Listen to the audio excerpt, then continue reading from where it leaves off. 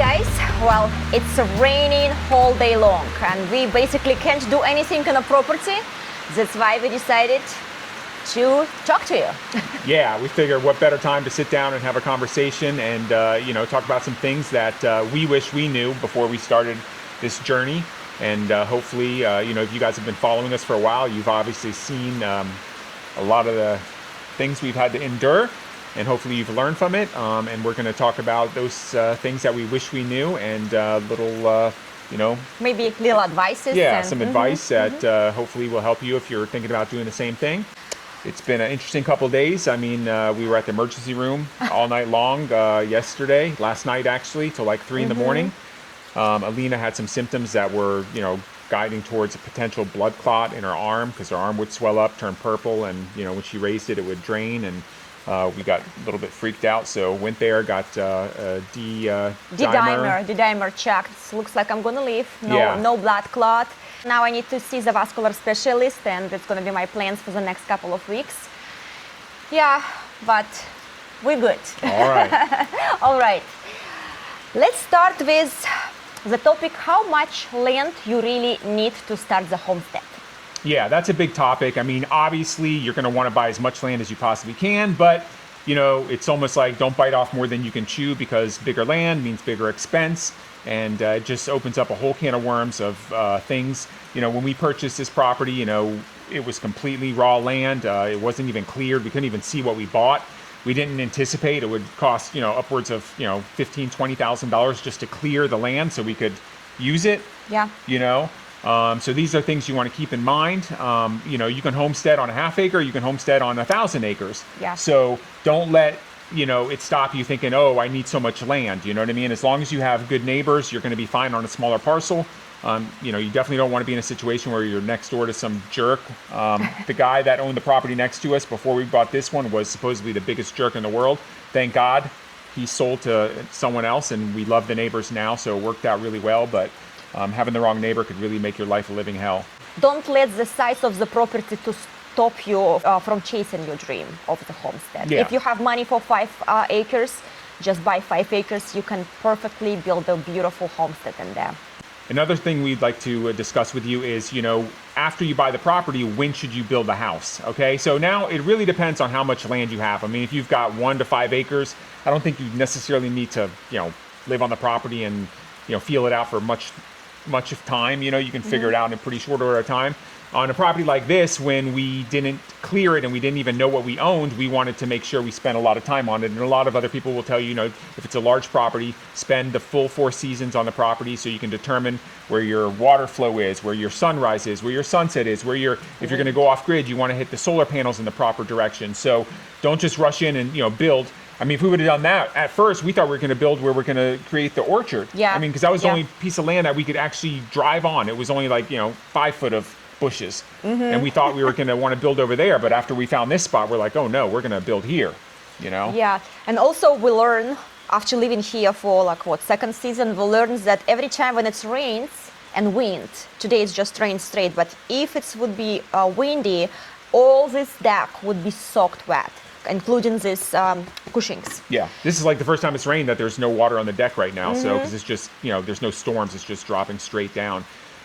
So now we know if we're going to build a house here, we have to be prepared that every time after big rain, we have to dry our furniture and our grill going to be soaked wet. Yeah. Yeah. So this is something we find out only after living here for 2 seasons. Yeah.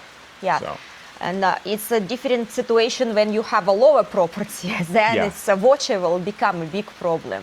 Yeah. If you don't get to go through the rainy season and you build your house in the wrong spot, it can be a disaster. Yes. So, you want to definitely sit there and study the land and make sure you're building on a proper piece where it's not going to give you a bunch of headaches. Same, it applies to the garden. You don't want to build a garden in a place which is constantly going to be filled with water. Yeah. You won't be able to grow anything. Flood zone. Yeah. Won't be able to grow anything in there. Yeah, so it's very important to go through the few seasons on your property before start planning the proper place for the house. Also, when is the sunrise? When is the sun get down? Yeah, the sun also, when we first got here, the sun was setting over here. Now it's setting over here. I mean, it's a full, almost like, It's a full, I don't know. how many degrees difference that is. So you want to factor all that in, You might think, oh, I'm getting a sunset view from here. Well, midway through summer, coming into fall, it's blocked by the trees. So that's what you want to also keep in mind. Yeah, especially if you're going to use a solar. Yeah. Another thing you want to do is make sure you yourself are comfortable before you start taking on responsibilities of animals. Too many people jump into this situation. They get gung-ho. They're like, I want chickens, goats, and this and that. And they buy all these animals. They're living in a trailer. Next thing you know, 5 years have passed by. They spent all their money on the animals and they don't have money to build a proper house. So you need to be careful. Make sure you make your own life very comfortable and then move on to taking care of these other things. Because once you start taking these guys on, they're going to become your responsibility. And it's going to eat up a lot of your time and a lot of your energy. If you're not happy in your living environment, they will definitely going to have effect. Yeah. Everything else is going to be miserable if you're not sleeping well or this or that. So, we made a point to, make this as comfortable as we can. We built the deck.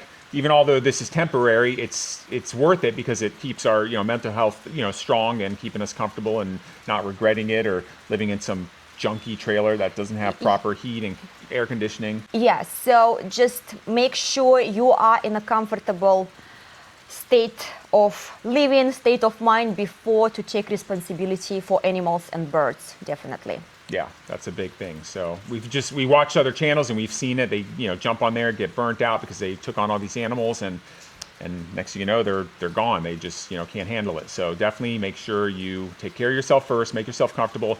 I mean, if I was to give recommendations to anyone, I would say try to find a property that's got like a living quarters on it, something that you can either fix up or, just temporarily live in, build the house you want to build and then turn that into a guest house or something.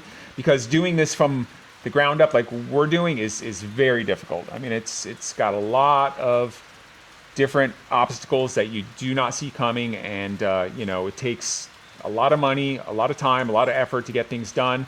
And, just keep that in mind. Of course, I would love to have a garden right now and animals right now, but the one project over time. We just need to finish our water trenching. We needed to finish our temporary living situation before to start getting the birds and other animals. So that's why.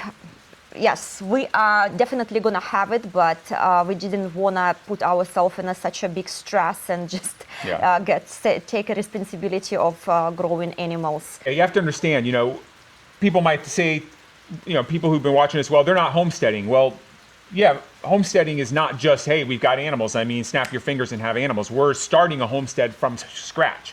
So all these, fancy Instagram people you're watching where they got this beautiful property, all this stuff, well, it didn't start out like that. Someone busted their ass or spent a heck of a lot of money getting it to that point.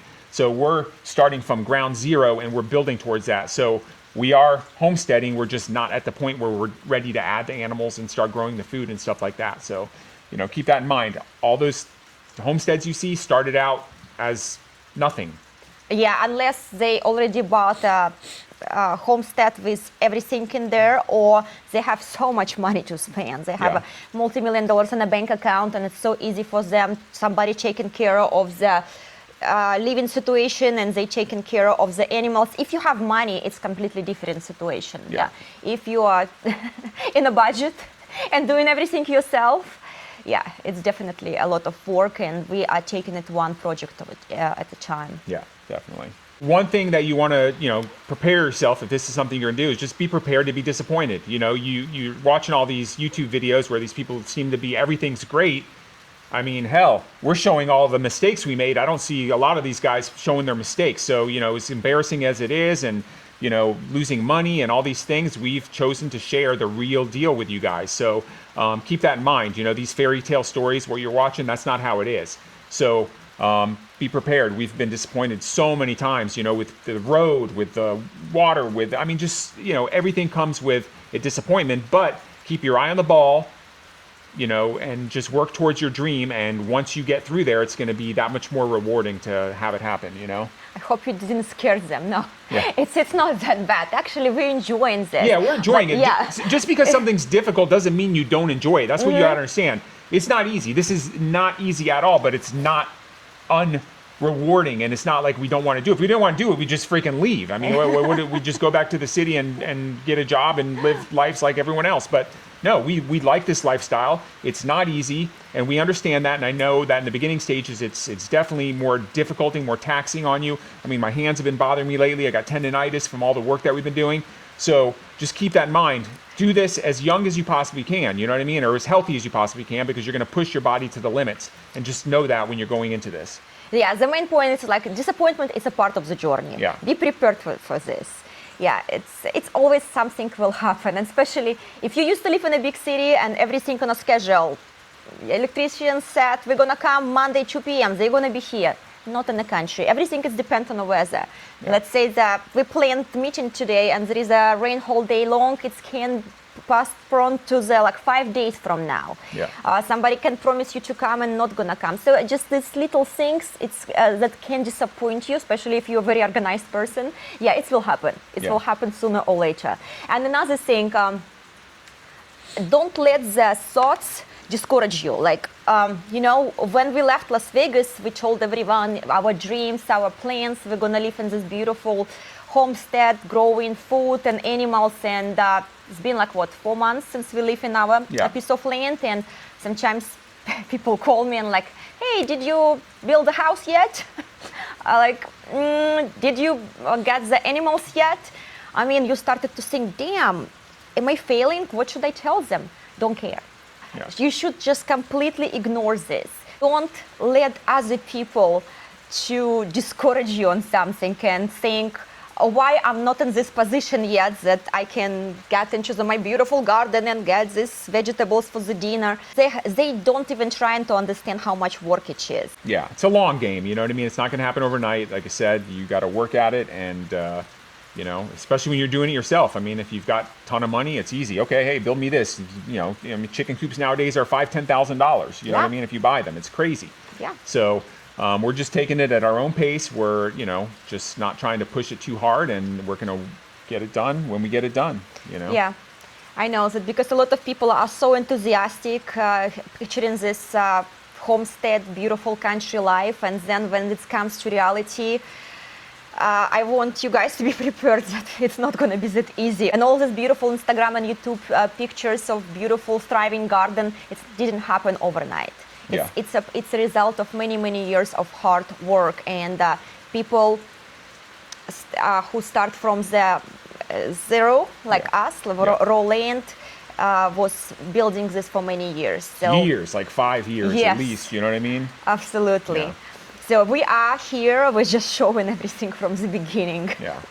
Yes, I'm pretty sure that in 2 years I will be talking to you about how many apples we grow and how many corn we grow. But for now, we're just showing you our struggles with road issues, with septic issues. So these things, what nobody sees, it's not a pretty part of the homestead, but we want you to know this. It will happen. Yeah, definitely.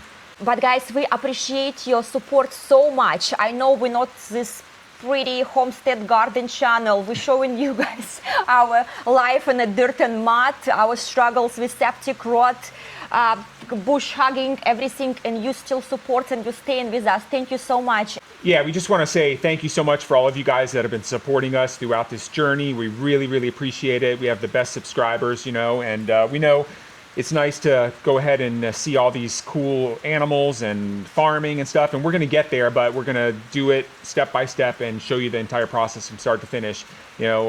Great subscribers who always have supported us, and just want to say thank you. If you're not a subscriber, please be sure to hit that like and subscribe button. It really helps us out a lot. We just got these t-shirts that were just sent to us by 4 Points Blue Arrow. They are a custom printing t-shirt company, and they sell lots of different t-shirts. We're going to leave their link below. You guys can go check them out if you want to get a shirt for yourself, or go ahead and get a gift. Give them some love and give them some support like they do for us. So you can customize them. They're really comfortable, nice and soft. Yeah. Thanks again, 4 Points Blue Arrow. And again, thank you so much, guys, for watching. If you have any comments, any questions, please comment below, ask a question. We will be so happy to talk to you. We try to respond every single comment of yours. Yeah. We try to not miss a single one. Thank you for helping us with your support. Yeah. Thanks, guys. Really appreciate it. And we'll see you on the next video. Bye.